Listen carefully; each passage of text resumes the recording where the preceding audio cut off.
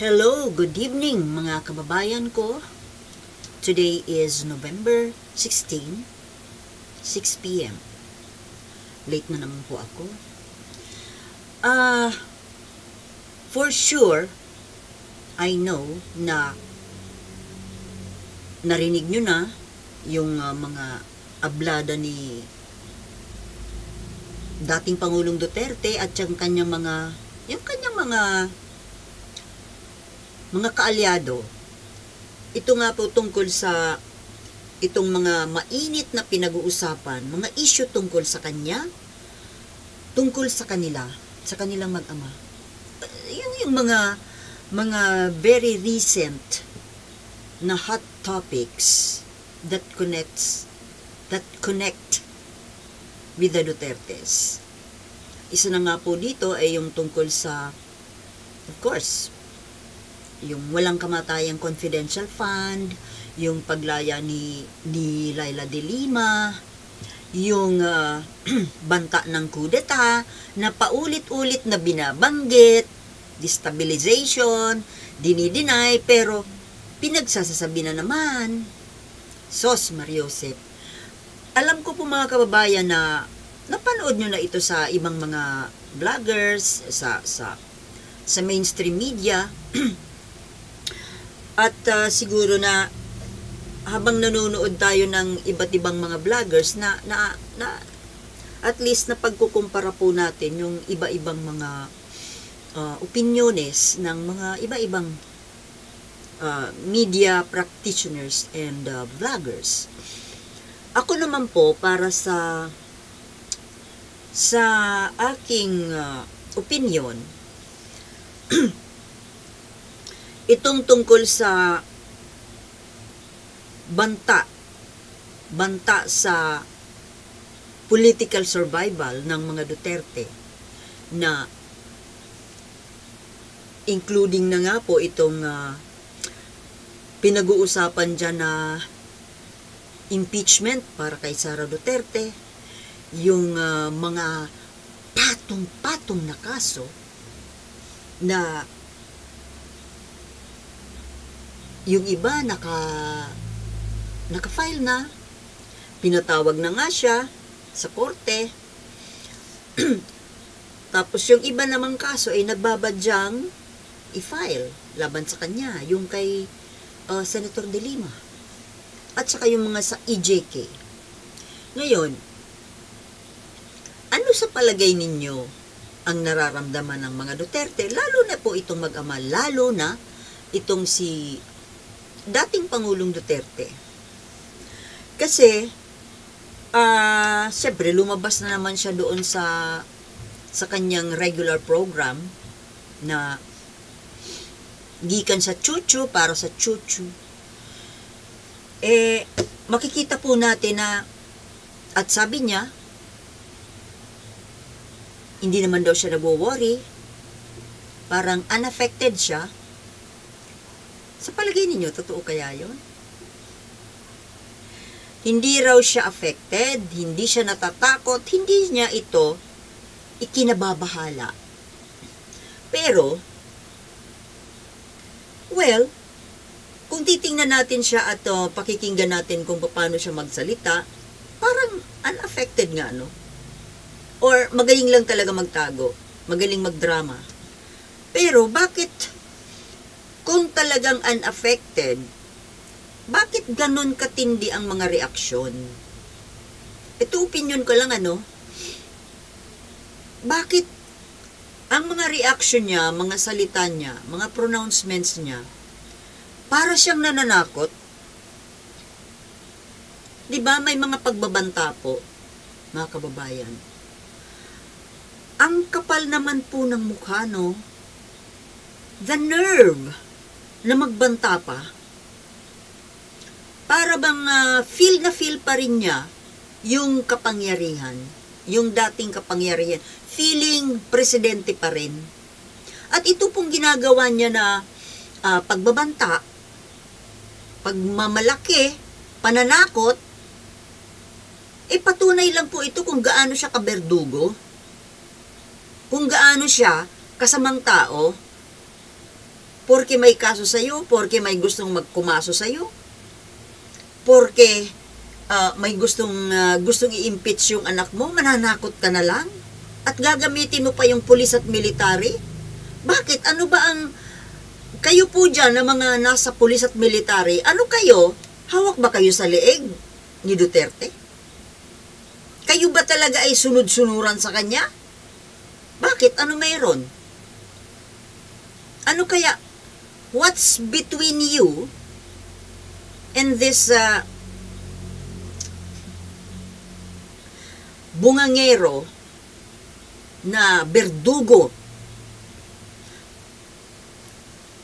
Kung wala namang namamagitan sa inyo, papayag ba kayo ng ganyan na ginagamit-gamit kayo? Na ginagamit kayong panakot? Ginagamit kayo na kesyo magkukudita kayo? Magkakaroon ng kudita? Na kesyo na nagmamasid lang kayo? Tinitingnan nyo kung saan patungo ang bansa? Of course naman. Alam natin yan na sinusubaybay, bantay nga kayo, di ba? Bantay kayo ng kaligtasan ng bansa, ng mamamayan. And of course, including us, ordinary mamamayans. Nagmamasid po ang lahat. Ngayon, ang masasabi ko lang po dyan, itong pagbabanta po ni Duterte at pananakot kay Romualdez, pananakot kay Franz Castro, pananakot kay Bongbong Marcos, pananakot sa lahat. Para bang akala mo nakakabuti ito? Ano akala mo, Digong, nakakabuti yan sa'yo? Feeling, akala mo matatakot sa'yo ang tao, na, uy, very powerful pa rin pala siya. May impluensya pa rin pala. Talaga lang bakit yung mga politiko, iniiwanan ka na dyan sa yung partido mo na CCP laban? Bakit isa-isang umaalis? Well, maaari nga na mayroon kang hawak sa leeg na porsyon ng kapulisan. Siguro yung mga hindi matitino na pulis, yung mga naging tuta mo noon na naging drug lord, kunwari nanghuhuli ng mga drug addict, ng mga drug pushers. Bandang huli sila pala yung naging drug lord. Kayo. Maari sila, hawak mo sila. Hindi naman po siguro 100%. Ilang porsyento lang po siguro yan, yung mga tiwali na pulis, mga tiwali na generals. Sana naman po, hindi lahat or at least man lang, konti lang po kayo dyan, na mga tiwali. Ang susunod lang po, sa panawagan ng destabilization nitong siraulong matandang ito, ay yung mga tiwali. Patunayan ninyo, military and police, na hindi kayo tiwali, na kayo ay para sa bayan. Kapag kayo ay nakinig at sumunod sa panawagan ng siraulong matandang ito, abay hindi kayo sa bayan. Para kayo sa bulsa, pansarili. Alam naman po ng lahat, alam natin, alam ng taong bayan na mayroon dyan. May mangilan-ngilan, sana nga mangilan-ngilan na mga tiwali, naging tiwali lalo nung panahon nitong demonyong ito. At ngayon, kayo ang tinatawag Kayong mga tuta niya, mga tiwali na nag-enjoy doon sa 6 na taon under this berdugong demonyo. Itong panawagan ng destabilization po ito, ng kudeta na ito, kahit gaano po yan i-deny, taong bayan ay naniniwala. Maraming naniniwala na meron. Paulit-ulit nga pong binabanggit inaamin, dinideny pero aaminin tapos i-deny. Alam naman natin ang drama ng Duterte na yan Walang isang salita. Sa 10 sinabi, sa 10 salita, 12 ang kasinungalingan. Sana naman po, mas nakararami pa rin yung matitino na mga military at pulis na para sa bayan. Huwag naman po sana kayong maging parang tito-tito, yung, ano ba tawag dun? Yung pinapagalaw. Alam po ninyo kung anong klaseng leader itong matandang ito. Nakita nyo na yan sa loob ng 6 na taon. At akala nyo ba, kung susuportahan ninyo ang panawagan nito na destabilization, tanggalin si Bongbong Marcos, at ang ipapalit yung anak niya, ano sa palagay ninyo ang mangyayari sa bansa natin? Hindi kaya sasakupin tayo ng China? At kayo mismo, military at pulis, hindi na po kayo ang mamamayani dito sa bayan natin. Magiging kayo, sunod-sunuran na lang kayo sa PLA. Sila na ang mga ngamo dito, mag-aamo. Kayo po ay magiging sunod-sunuran na lang kayo. Mamandumanduhan kayo. Siguro ko naman hindi nyo gugustuhin yun. At itong West Philippines na ipinaglalaban ninyong pilit, aba, wala na yan. Baka nga gawin na lang kayong taga-kuskus ng mga sapatos nila Gusto nyo ba yun? Alam nyo, itong bunganga ni Duterte, habang bumubuka ang bunganga niya, akala niya nagiging sikat siya or napupuri siya ng taong bayan, mas lalo pong nabubulok. Mas lalo naming nakikita ang kabulukan ng pagkatao nito. Mas lalo lang pinapagulo ang dati ng magulo. Mas lalo lang po na pinapalala yung sitwasyon ng pamilya niya, ng sarili niya. Yung kanilang political career. Ano akala ng mga Duterte na ito? Mahal na mahal pa rin sila ng majority ng taong bayan. Mayroon pong nagmamahal sa kanila. Siguro mabibilang mo na lang siguro sa daliri. Kasi po, majority naman po ng mga Pilipino ay matatalino at makabayan. Magbasa na lang po kayo dyan sa mga comment section kung alin ang higit na nakararami. Yung sumusuporta sa national security ng Pilipinas o yung pumapabor sa pagbibigay ng confidential fund kay Sara. Kahit na magpa-survey pa tayo ngayon, kalye survey, tingnan natin kung may gugusto pa kay Sara Duterte na maging Pangulo ng bansa. At itong sinasabi ni Duterte na yes, hindi na sila, wala na silang balak, wala na siyang balak na patakbuhin pa ng Pangulo si Sara. Utot mo,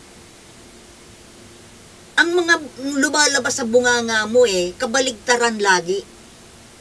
Bakit kayo galit na tinanggal yung confidential fund? Di ba dahil ito yung pangpondo ninyo sa 2028, nag-iipon kayo ng pondo?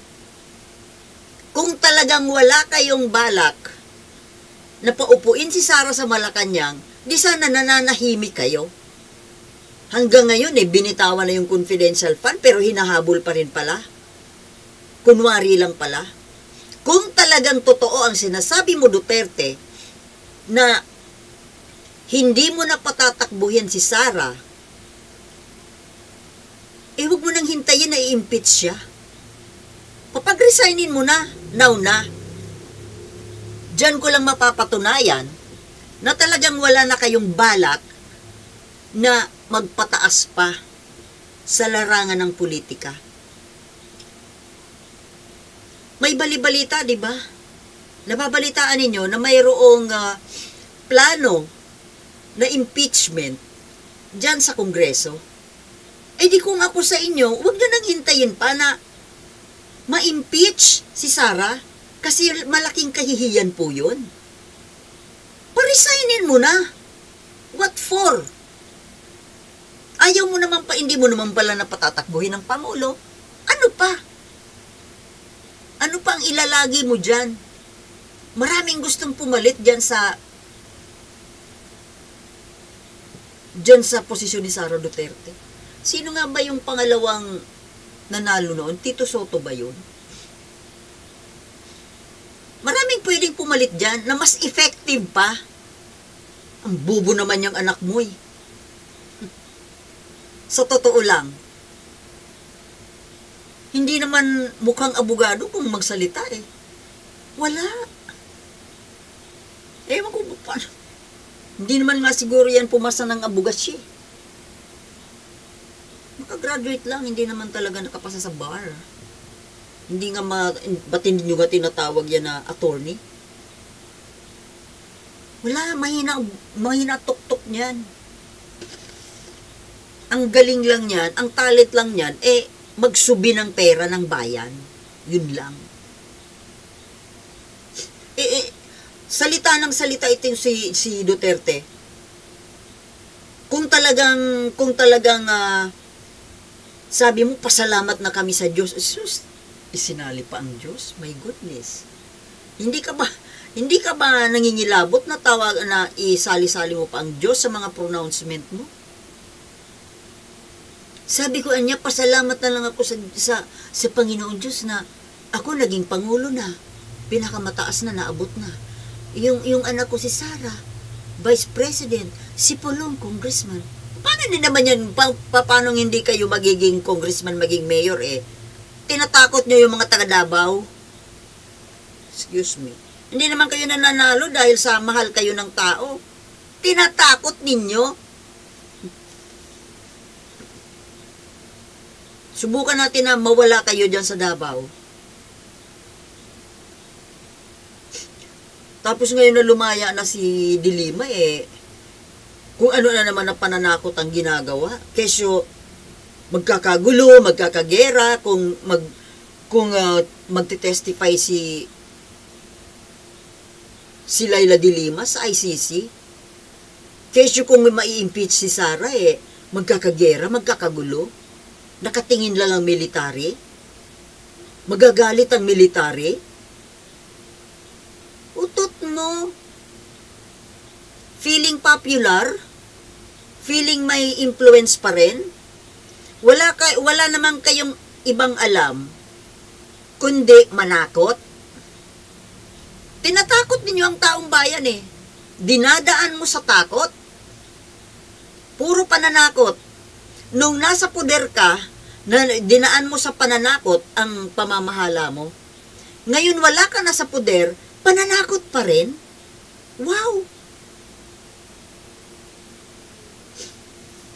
Talo mo pa si Dracula. Dinadaan puro sa takot. Ba't hindi mo daanin sa talino? Sa wisdom? Mas lalo mo lang pinapalala ang problema mo niya sa ginagawa mo. Tinatakot mo si Bongbong Marcos, tinatakot mo si Romualdez, ginagamit mo ang military, ang pulis. Sige nga. Well, sa tingin ko lang, mayroon pa isang ipinagmamalaki yan Baka baback upan niya ng China Ang kapal naman ng China, makialam pa dito. Baka yung Third World War ang dahilan Duterte. natural, pag nangialam ang China dito sa Pilipinas, do you think na manunood lang ang Amerika? Pareho silang interesado sa Pilipinas eh. Pareho nilang gusto na mapasa kanila ang Pilipinas.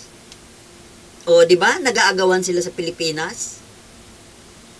Sa palagay ninyo, manunood lang? Papayag yung Amerika? Subukan mo lang, Duterte. Puro ka pananakot eh. Sige nga. Subukan natin ang bigote mo. Oh, wala ka naman palang bigote. Buisit ka. Hindi ka manahimik. Wala ka na sa pwesto eh. Feeling mo, presidente ka pa rin. Tingnan natin. Dinadaan sa takutan eh. Ano kaya, BBM, Lisa Araneta, magpapadala ba kayo sa pananakot ng matandang yan? Napaghahalata lang po na takot na kayo. Napaghahalata na kinakabahan ka na, Duterte. Diba? Ano lang yan eh, defense mechanism eh.